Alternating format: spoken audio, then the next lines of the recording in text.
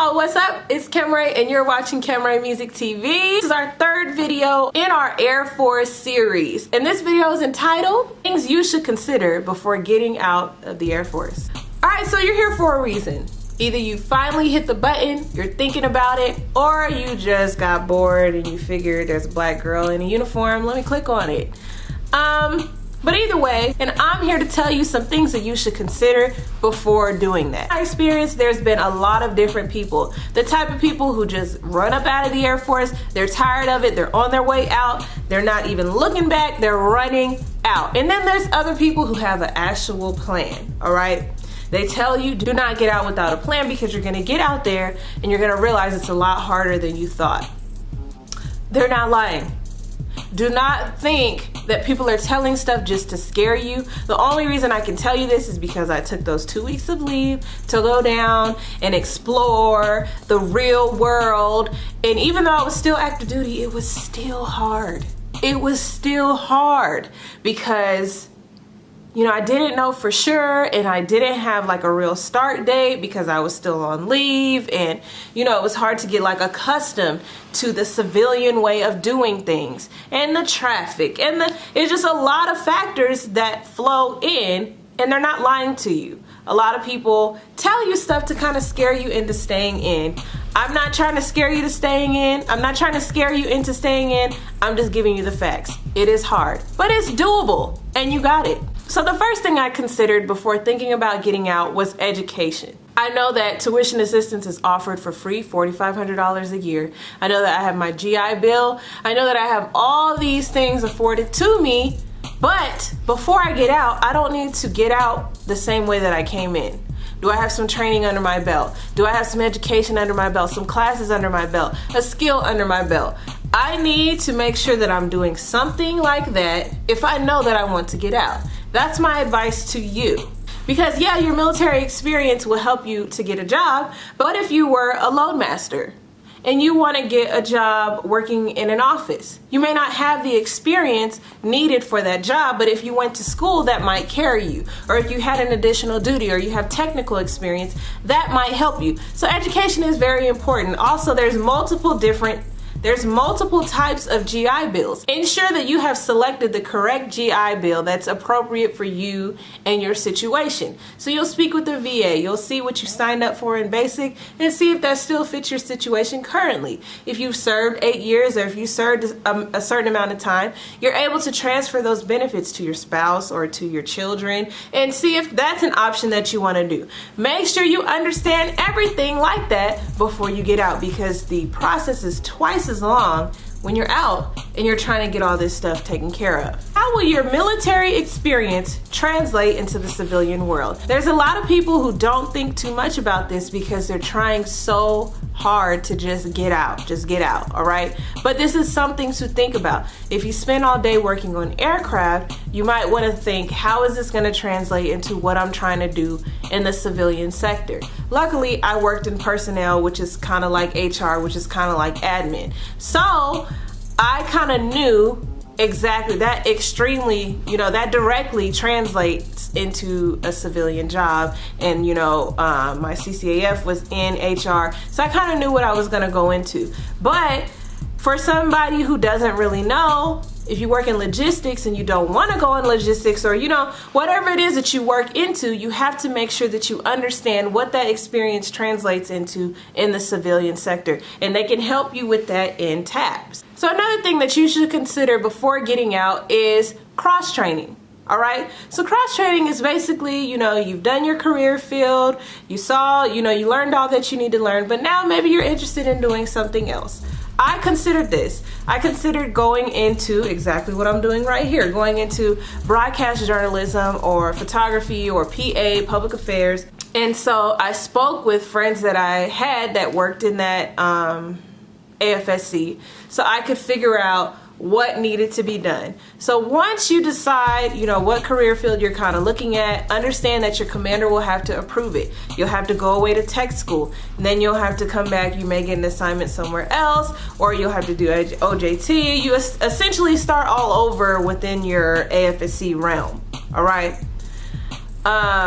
Unfortunately, it wasn't fitting in my lifestyle, all right? But it might fit in for you. And so one thing to consider is that if you choose a career field that requires a higher ASVAB score, you will have to retake the ASVAB. And it may not be as hard, you know, there's not as much pressure this time because you're already in the Air Force. But do consider these things. You can also cross-train and go into the Guard or Reserve, or you can go into the Guard or Reserve within the career field that you're already in. So that's another thing to consider, to talk with the Guard recruiter and the Reserve recruiter, which is what I also did, which also did not fit in what I was trying to do. But at least you went through each step before getting out, or, you know, or considered it instead of just completely getting out. Because it's important to do that. If you know, are just tired of your job, maybe you're not tired of the Air Force, maybe you're just tired of your job. So maybe you can, you know, try to cross-train into a different career field, or you can Palace Chase and go Guard, or you can, you know, you can do a number of things. Trust me. It's just that you gotta remember. So like in my own situation, you know, the tech school was gonna be like 5 months long up in the north. I knew I was gonna be trying to go to grad school, so it really was not fitting. Guard and Reserve, I'd have to report a certain amount of hours away. It just was not fitting in what I was trying to do. So like I asked you guys before, do you want to get out because of your job, or do you want to get out because of the military? That was a question that I asked myself. Do I like my job? Do I dislike my job? Do I dislike the military? Do I like the military? Why am I getting out? So I had a clear plan when I first came in. I was in school, but I had changed my major twice. I had bounced around schools a little bit. My time management was crazy. Procrastination was crazy, still kind of is. But I had a clear plan. I wanted to finish school.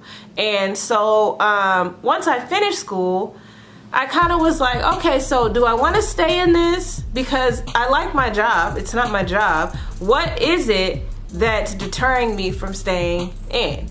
So, you know, the thing about the military is they move you around where they need you. That wasn't something that was cohesive with what I was trying to do or where I was trying to be in my life. So I considered that. Would it really be so bad if I move here, move there every once in a while? You know, it really wouldn't be so bad. No, because I joined to serve my country. But my preference, is it something that I wanted to do? No. Some people, you know, they may like the moving around in their career field. They never move around. So that may be a reason to cross-train. Maybe you don't like the rank structure, or you don't like, you know, that PT is just such a driving force, or you don't, you know, there's a number of things that people with different perspectives may like about the military, and other people may dislike about the military. There's a number of things, but that's a question that you need to ask yourself before getting out. Do I dislike the military, or do I just dislike my job and where I work, or the people that I work with? Because then it becomes a, well, it's not the military, and you shouldn't make a drastic decision like getting out based on your work section. So the Guard or Reserve, there are recruiters either in your district or on your base for the Guard and the Reserve, and they're constantly trying to recruit people. They even have active Guard and active Reserve. So they have like a mix of stuff. And you know, this is a way to kind of keep half of your benefits and still make a little extra money, just reporting, you know, whenever you're supposed to report. And a lot of people do it, and it works for them. If you know you're trying to go to school full-time and work full-time, I don't know, man. I don't know. I know I probably can't and shouldn't do it. But a lot of you may want to consider that. Speak with the recruiter. I'm gonna tell you this. One thing about me, you can scare me enough into doing something. You really can. So when people are like, you're getting out, oh my gosh, why are you doing that? You're ruining your life is over. I sat down with the Guard recruiter. I sat down with the Reserve recruiter. I took a plethora of notes and found out exactly everything I needed to know about everything that I was about to do and all my options before I made my decision. Be informed about your decision, because you don't want to be that one who gets out and was like, oh, I didn't know that I could do this. Now I'm pretty sure there might be something that comes up that I'm like, what? But at this point, I have sat down with the Reserve recruiter. I've sat down with the Guard recruiter. I've entertained some cross-training ideas. You know, so yeah, do your research. And that's why I say get it started, get it popping well ahead before your date of separation. So family stability, unfortunately and fortunately, this is a lot of reasons why people stay in the military, because they have a child or they get pregnant, or the money's not looking good, or they like to pay off their car first, they like to pay off their house first. And this is stable money coming in as long as you report and you do what you're supposed to do. You're serving your country, yes, and you have financial goals. And I say go ahead. You need a savings to get out, because you're gonna have deposits, you're gonna have that transitional period where your finances get tight because you're looking for a job and your checks are slowing down from the military. So you're gonna need a cushion.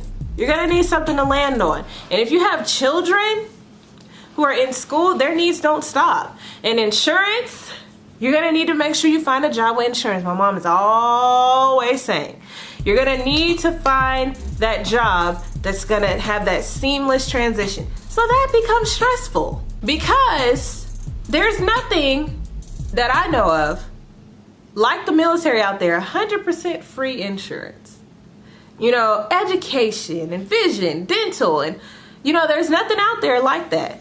So understand what you're doing. Consider that first, but also don't let it scare you that you won't be able to find anything, and try to limit yourself or keep yourself in something because it's much harder to find what you need to find. It's possible, but it's gonna take some work. So your finances, this goes with family stability. We made sure that we understood our cost of living was changing, groceries, we're gonna need more gas because we're moving to a bigger city, car payments are not gonna stop, insurance might go up because of where we're moving. Like, all of these things we were considering. Was it stressful? Heck yes. It was so stressful because we just didn't know. A lot of stuff we didn't know. And so we're just looking at our whiteboard full of bills that we know we're gonna have to pay. We don't know if we're gonna have a job. We don't know if we're gonna have to be paid the same amount. We don't know. I still don't know, because I still don't have a job right now. But it's like, you really gotta walk by faith. And you gotta be as prepared as you can and be as proactive as you can. And all these things, all these questions that I have, all these notes that I have, these things were considered well ahead of time. It can't be in your last 3 months. It's got to be 12 months or more before your DOS. So last thing I want to talk about is a place to live. When you're getting out of the military, a lot of people just return home. We didn't want to do that. We knew that we wanted to stay in the state that we lived in, but we didn't know where we wanted to go. So we, last year, this is like a whole full year, maybe even 2 years ago, we started exploring areas. So instead of going out to turn up for a weekend in random cities, we would go where we knew we wanted to live. And so we would look around the area. We would look, where's the nearest Walmart? Where's the nearest church? What's the weather like? Is it flooding over here? Is there traffic? Are they expensive over here? It was crazy. And I know that people don't have like a lot of time to do stuff like this, but we did. We really did our homework, because we were like, we're going somewhere we don't have family. We don't have, people that we can crash with while we get it together. Luckily, my husband did have someone, but our families are not there. My family is one way, his family's the other way. So it's like, we're crazy now that I think about it. But a place to live, you're gonna need a place to live. So you're gonna need to find out about rent. You're gonna need to be proactive in choosing somewhere to stay. So I was on Twitter one day, and we were tweeting about Beyonce's On the Run 2 tickets. And I met a realtor. And so at this time, my husband and I were thinking about buying a home. And the realtor was asking about our gaining job. So where you're gonna be working after the military, that's what they need to be able to start the home buying process. Well, this frustrated us because I didn't have a job yet. But then I started thinking, how are people retiring and separating and buying a home and they don't have a gaining job yet? So, and my commander told me about some letter, I got with the VA, and come to find out, I could have probably started, or we could have probably started the process to purchasing a home, but at this time we had already rented. So we got with this realtor, and she was great. She helped us out a whole lot, and she was able to find everything with our preferences, and we were able to go look at it one weekend and get all our stuff moved down there, get a 6-month, she was amazing. Get you a realtor, or find you somebody down there that knows what's what. All right, but you need a place to live, so you're gonna need a deposit. In most places, you need deposit, first month's rent, and last month's rent to move in. How much money is that? Do you have that? Is that gonna break your bank?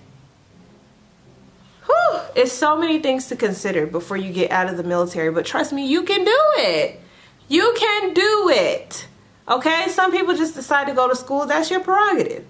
But I'm like, I need to work and school. I cannot. If there's anything that I missed or you guys have questions on, leave your comments down below. Make sure you also subscribe down below to my channel. Like this video and share this video with all your friends on Facebook, Twitter, Instagram, Snapchat, through messages, email, run next door, show it to your friends, okay? And follow me on Twitter and Instagram at Camray Music TV. And I'll see you guys next time. Bye!